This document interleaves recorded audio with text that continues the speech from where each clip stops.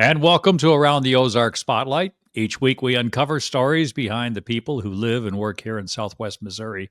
Those individuals with entrepreneurial spirit who work to better the lives of others or even put pen to paper to write books about the stories and the history of this area and its people.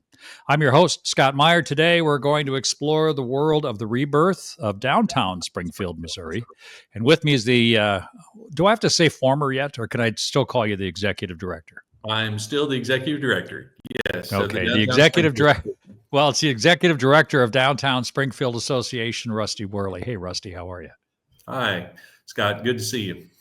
You know, you've been doing this a long time, and I read all of the articles about you're wanting to move on to some other things. But it's been 20 years for you, downtown Springfield.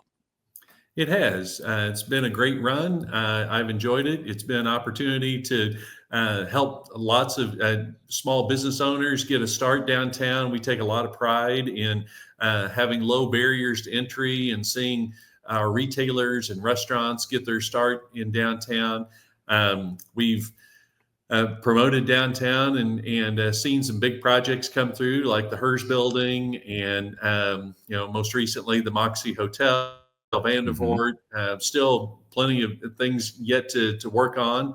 And then we've hosted many of the region's biggest events, things like Arts Fest and Cider Days, the Christmas Parade, St. Patrick's Day Parade.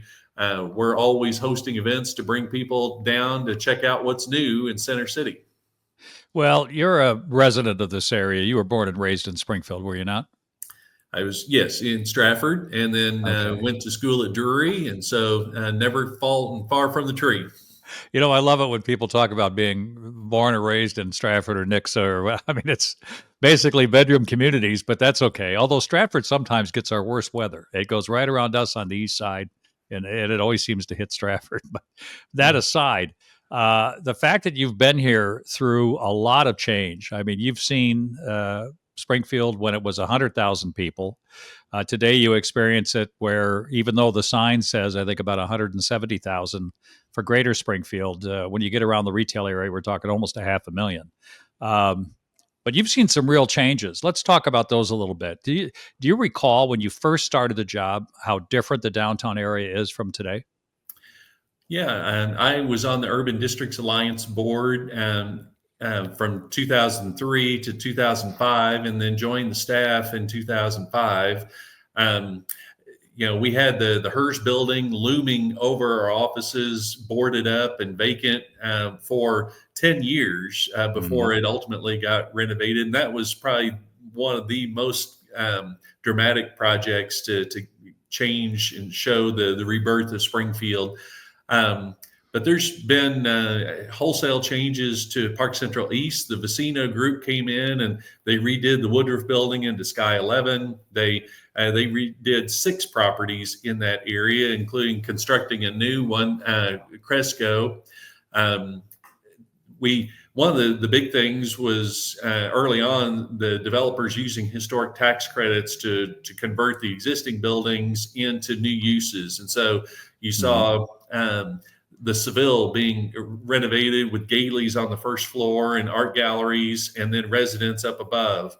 That boom was really from the early 2000s till about 2012, 2013. And then we had a student housing boom that really took off. And Sure. Springfield, as usual, was a little behind the curve nationally, but when the student housing boom came, it came in a big way.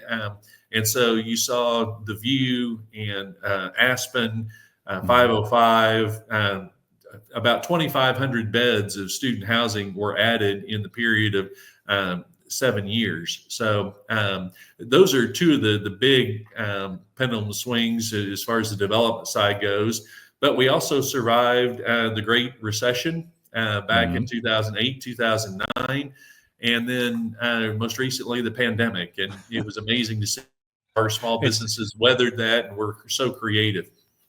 It's amazing. It's always something. Rusty Worley, my guest, Rusty, the executive director of Downtown Springfield Association. One of the things that spurred my calling you and getting you on for today's program had to do with the recent article about you I guess it says stepping down, but you're I guess putting it kind of in your rearview mirror after 20 years. I think you think you've done about all you can do. Is that fair? Well, we've done a lot of community events, and community events are not for the faint of heart. And we often compare those to dog years. So if they are dog years, I'm about 137 years old professionally. So thought I've done a lot. We just enjoyed a record-setting arts fest. Had a beautiful weekend, and so just it's kind of time to hand it over and let fresh perspectives. Help guide our downtown. And downtown's been around for almost 200 years, and so I was blessed to be a part of this chapter. But there'll be the next chapter that gets written, and over the next decade. Now, most kids don't grow up to say, "Gee, I want to be the head of an association to help develop a downtown area." What what got you to? You were at Drury, were you not, at the university, and you left that to do this. Why did you want to do this in the first place?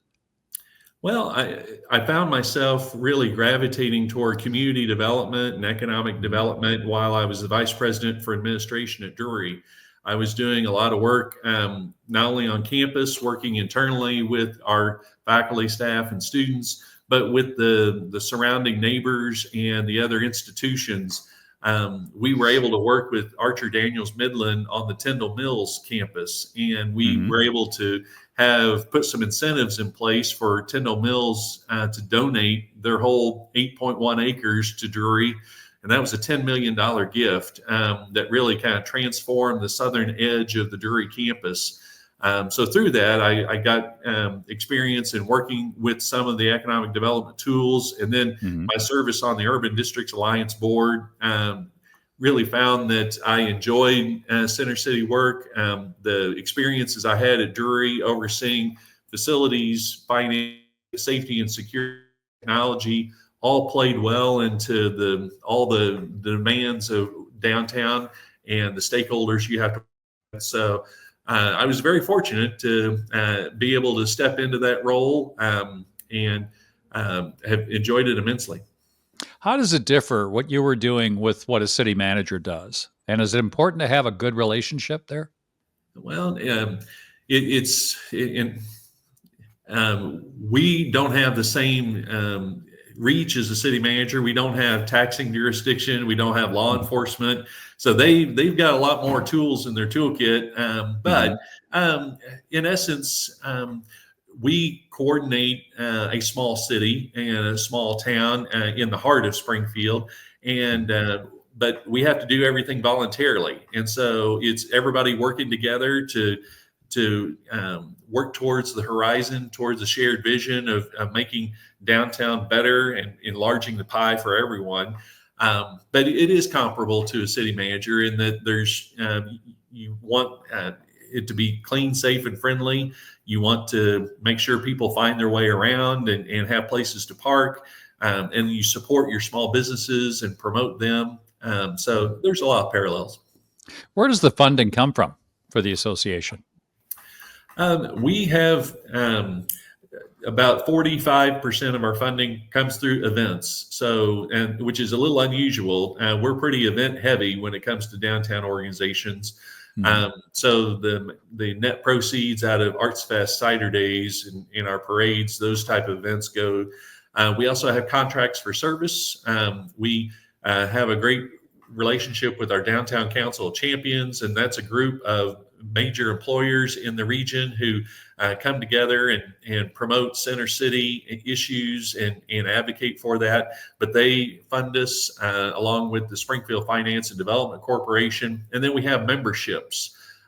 So the contracts for service are about 20% of our income, and then about 20% is memberships from the various businesses downtown, but also those who just want to support center city and downtown revitalization. They don't have to be right in the heart of downtown. Being blessed with three significant universities in town, four arguably when you consider Baptist, How important is it to have a university, especially one the size of MSU or the old SMS here in Springfield, as it begins to, uh, I guess, find its way through migration more and more into the downtown area? How important is that? It was incredibly important. And as we had the early days of downtown revitalization right around the year 2000, there were three things that we pointed to. One was the Vision 2020 process that the community rallied behind with Tom Fitting as manager and Nelson as mayor. That Vision 2020 process set the stage for Jordan Valley Park and Hammons Field. So a lot there. But then historic tax credits to encourage developers to renovate buildings. But the third piece was Missouri State's commitment to expanding downtown. They were a stable developer and tenant in many of the buildings downtown, and folks knew that they were going to be a longer term tenant and provide foot traffic and activity. And then when Mike Nitzel came around and saw the vision for the Idea Commons, and he renovated the Jordan Valley Innovation Center. He brought the E-Factory as the incubator for small businesses and entrepreneurs for not just downtown, but Springfield and all of southern Missouri. And then the art and design department with Missouri State. So all those things were a huge addition to bring new life to the northern edge of downtown. So yes, Missouri State was a big player. I'd say university, the improvements that they've made bring a lot of stability to the center city area between downtown and Commercial Street. They've invested in the past in Commercial Street. And then OTC has been able to bring a lot of great workforce development opportunities, and their campus is growing exponentially. And so along Chestnut Expressway, their improvements are significant. So all three of them together have really provided a lot of support, stability, and then attracting students and faculty who go to our coffee shops and go to our retailers. That's a big part of our success. You know, I think I find when I talk with folks that have traveled here for the first or second time in their lives, they're amazed at the amount of areas available in higher education in and around the downtown area. I mean, it really, and the forgotten one sometimes is OTC.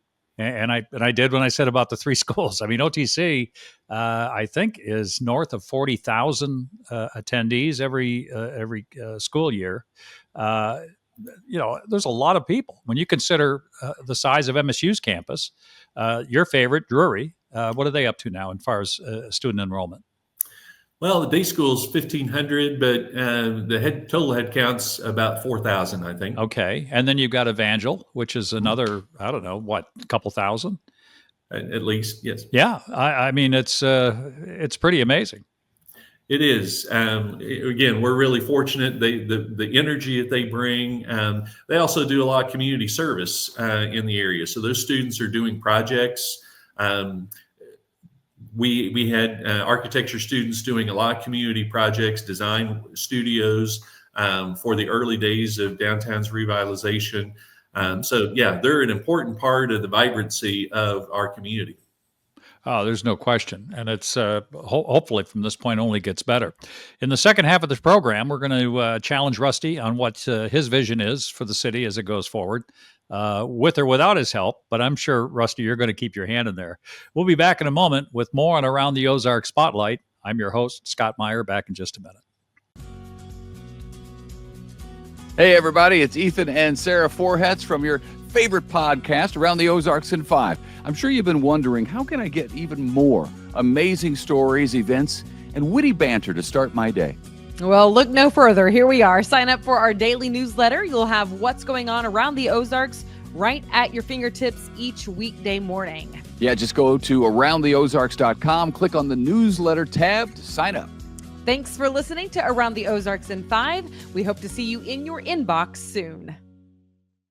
Welcome back to the second half of today's Around the Ozark Spotlight. I'm your host, Scott Meier, and with me, the Executive Director of Downtown Springfield, is Rusty Worley. And Rusty, we started the program with a little seasoner for folks, but the fact of the matter is, after 20 years, you're going to move on and let somebody else take the reins.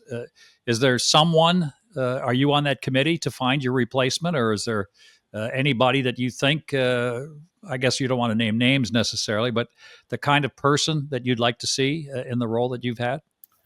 I think it's really too early for that. Anytime you have a long-term person in a role, it's an opportunity for the board to kind of reevaluate and see what new directions they want to go and what new skills or expertise they want to bring to the table. So they're going through that process, and they'll be identifying kind of what their new priorities will be. There's a lot of people who are passionate about downtown and center city, and I think we'll have a position that people get excited about. So I think it's too early to tell, but there's a lot of great partners to work with downtown, and so there'll be significant interest, I would think. I feel bad. When I first came to town, which is 9 years ago now, which is amazing. You and I had met, and I had always seen, and rightly or wrongly, but I've always seen Springfield as like a mini Nashville. And it reminds me of Nashville, where I used to do a lot of business back in the early 90s and the late 80s. But not so much the city itself, but its attraction of musicians and music types that only the Ozarks seems to have. And we tried to do some music in the square. I think we did it for a couple of years. Had difficulty attracting folks. Do you see that ever as a future for downtown Springfield, to be able to take advantage of that culture and maybe put it on display, or similar to something? Maybe it's too big, but I think of South by Southwest down in Austin, where they do have the University of Texas, which helps because there's 60,000 kids or something that are there. But when you consider all the universities we have, all the musicians, all the different arts that we have, is that ever going to be a possibility, do you think? I think it certainly could be. Some of that is timing and getting the right pieces to come together, getting the right champions, and then just market forces being right. We certainly have been looking with the birthplace of Route 66 Festival to lean more into the music side and expand on music because of some of the reasons. We had the Ozark Jubilee that was right there on Route 66, and a lot of history there with the national audience. But looking at what would the next chapter of that be, and how do we engage the new generation? So Springfield does have a lot of history. I will say right now, the nightlife industry is in transition nationally coming out of COVID. And so we've seen that downtown. Kids are just a little different coming out of COVID. They're not going out as much. They're not drinking as much. There's other alternatives to socialize. And of course, then they have their phones with them where they can communicate and FaceTime their friends. They don't have to go someplace to meet up. They can do so virtually. So that is sorting out how the industry will move. And again, we've seen different things. When I first started downtown, there were huge nightclubs. That was the trend. And so there was Jordan Creek and Icon and Traffic Nightclub, and hundreds of young people would come out. And then a few years later, the trend was more intimate, upscale casual. So the Golden Girl Rum Clubs and Scotch and Soda and places like that. I think now we're looking for what the next that nightlife will be, and music will be a big part of that. It's just a matter of finding the right ingredients for that to come together. The thing that Springfield has now going for it is the hotel scene. Between Hotel Vandervoort and the Moxie, we've got two great downtown hotels there. If we can get the convention center to have some major investment and major upgrade, that will be another big plus. So all those things are adding to the future for Springfield. Let's talk about that for a minute. I just saw an article the other day. A $30 million ask is in front of the legislature Where would it be? What would it look like? And would Rusty Worley be involved in that whole thing if it comes together? Way too early to tell them the last piece, but we've had Hunden and Partners come to Springfield. Now this is the third time to update a convention center feasibility study, and what they've determined is downtown is the right place for that. There's the infrastructure that's been made, the other development around it, but there are things that need to be enhanced. Like there needs to be a hotel connected to the expo center. There needs to be kitchen and ballroom space that's associated to it. And so, what we ask them to look at is not just having something that fills the current gap, but leapfrog Springfield and gets us back to where we're more competitive with other cities in the region. And that $30 million would be a piece towards a much larger puzzle to put together.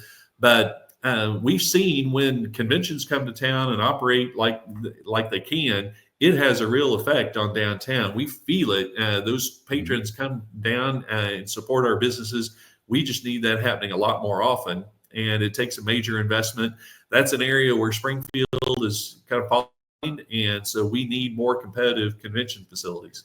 If you could draw a comparison in your mind, who's doing it right and who should we copy? If it's a matter of copying, if you will. Yeah. Hunden is outlining that in their report, but it kind of depends on what market you're looking at. But Overland Park, Kansas, has done a lot of good things, both on the convention side, but also youth sports. And Springfield has really invested heavily in youth sports with some of the ARPA monies. And so the improvements to the Cooper Sports Complex and the Betty and Bobby Allison Sports Town, those are going to be major draws for families to come. St. Charles has done a lot of good things in the suburb of St. Louis. But Hunden was looking at all the peer cities in the area. And, one of the things that we've looked at specifically is Oklahoma City and their MAPS program. And that was why it was so critical for the community to vote for the extension of the 3/4 cent sales tax. That 3/4 cent will allow Springfield to invest in itself over the next 10 years. And we hope that we'll see such a significant improvement and enhancement in that $300 million that gets pumped into the economy that it will be a no-brainer to renew it for another period of time. So I think Oklahoma City is one of the best examples we'd want to see from a vibrancy standpoint. If you broke out the Worley crystal ball and you still had 5 years left to do some things that maybe you didn't get to that you wanted to, what would that look like?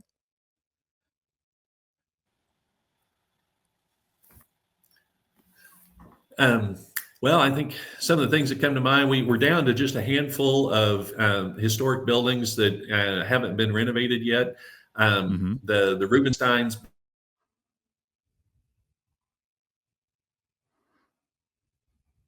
the nightlife or the College Station Entertainment District, the Newberry building on the square, getting that renovated. That's been vacant for now almost 30 years. And then Traffic Nightclub, that property on Walnut Street, Walnut and Patton, having that developed and active would better connect our retail up and down Walnut Street. So those are three areas. Fortunately, Davis Properties has a new tenant with Keep Supply going into the Park Central office building.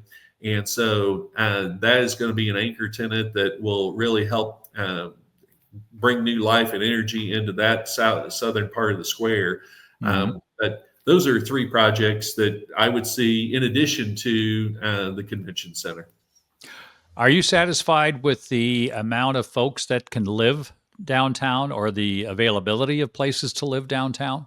It seems to, I think of a city like Seattle, where years ago, Seattle was a ghost town at 5:30. People would come into the city and work and they're gone. And it underwent, for whatever reason, a tremendous change to create a livable space, if you will, downtown, and a lot of not simply 20-somethings. I mean, a lot of newly retireds that wanted to be close to places where they could grocery shop, get a cup of coffee, go out to dinner, what have you, not have to mow a lawn, not feel like you're trapped into the mundane of living in the burbs like I do. But, kind of that city thing. Are we there, or are there some things that you'd like to see that way as well? I think there's a lot of untapped potential, and that's one reason in the last few years, have been working so much with neighborhoods, because I think the neighborhoods opportunity to have that housing adjacent that's walkable and bikeable to our historic business districts of downtown and Commercial Street. So I think we have a lot of untapped potential. The Grand Avenue Parkway is going to excite people and connect downtown with Bass Pro and the Wonders of Wildlife Museum. Mm-hmm. The city identified the College Street corridor several years ago. And of course, Mother's Brewery has been a great anchor, but we could have more development around that area. The National Audio Building right there across from Founders Park is market right now, and it could be a mixed use development that would really be as accessible to public transportation and other employment to the universities as anything we've ever had. So that's part of what I would hope to see Springfield in the next 10 to 20 years, linking our housing with transportation options better. I think we can have density in certain areas if we do it right, and we do it with the neighborhoods, but also do it with transportation in mind.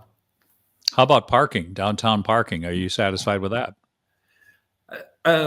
The city did a downtown parking study a little over a year ago, and outlined the number of spaces, and that really illustrated that we have a good number of parking spaces. It's more about educating people on where those are at and directing them. I think over time, we really need to look at converting Jefferson and Campbell from one-way to two-way. That would make a visitor experience much more intuitive and less confusing or intimidating. So I think we have a good amount of parking now. There's certain areas of downtown that need additional parking. My friend Beth Doman will always tell you around Springfield Little Theater, Right. They will always use more parking, even though they've got a big garage at their back door. But if you don't know what's there, you wouldn't know it's there. That's the problem. Right. Yeah. So education is a big part of that, and just continue to direct people in the right way. Sure. How about the new mayor? Are we excited? Yeah, Jeff has a long history. Of course, he's very committed to downtown, and that's where his entrepreneurial skills have been on display. He served on the downtown CID for a long time. I think he definitely will represent the interest of small businesses, and he always asks great questions. And so that's a good place to start. He's an interesting guy. I got to know him a little bit, and I'm very happy that he was able to pull this together, and that's a big job. Even though it's a strong council, I think the mayor has a lot to do with the direction of the city. Well, Kim McClure did a fabulous job and really shepherded Springfield through the pandemic and a difficult time, but he was a very competent, steady hand and a huge advocate for Springfield. But Ken left our community stronger through his tenure, and I think Jeff will be able to take that mantle and do some great new things. Oh, that's great. In our last 40 seconds, Rusty, I've waited till now. What are you going to do next? Yet to be determined. I'm probably going to rest a little bit. It's been a busy time with Arts Fest and other events. Try to catch my breath, but I look forward to the next chapter. I'm 55, so I've still got quite a bit of gas in the tank and things I want to do to help improve our community. Well, the community will miss you in the role that you're in now, certainly. And I'm sure somebody will find something for you, or you got some things working on that. Even though you can't talk about it, I look forward to seeing where and when things happen next. Any last thoughts about your 20 years? Just that takes hundreds of volunteers. It takes developers, business owners. It takes nonprofits. So many people to make it happen. And we've had that commitment across downtown. We've had great staff teams, and so just want to thank all those who've been a part of it. We see it with our events, but downtown development is a team sport, and we've had great teammates over the last 20 years. I want to thank my guest today, Rusty Worley, on Around the Ozarks Spotlight. Also, my producers, Taylor Dempster and Jay Stevens, as well as all of you for joining us today. If you happen to miss all or part of today's show, you can find ATO Spotlight on the AroundTheOzarks.com website, Facebook, Instagram, X, YouTube. You can find our past shows on YouTube as well. They can all be found in the Apple App Store or Android apps if you're looking for the apps for that. I'm Scott Meier. Remember, every day is a gift. Don't waste it. Have a great day.